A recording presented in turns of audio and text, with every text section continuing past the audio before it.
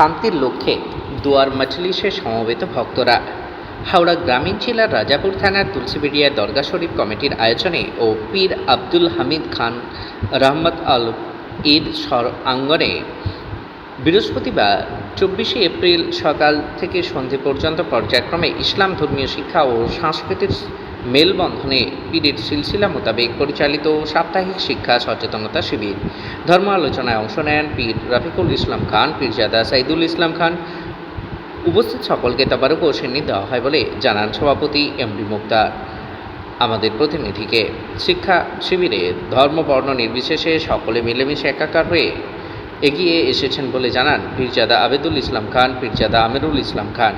বিশ্বের সকলের জন্য শিক্ষা সচেতনতা, সাংস্কৃতিক সামাজিক সেবা প্রদানের ওপর গুরুত্ব আরোপ করে সুখ, শান্তি, সুস্থতা, মঙ্গল, সমৃদ্ধি, ঐক্য ও সংহতি, সম্প্রীতি, সৌভ্রাতৃত্ব, সার্বভৌমকে অটুট রাখার আহ্বান জানানো হয়েছে বলে জানালেন আমাদের প্রতিনিধিকে বাবু হকের রিপোর্ট।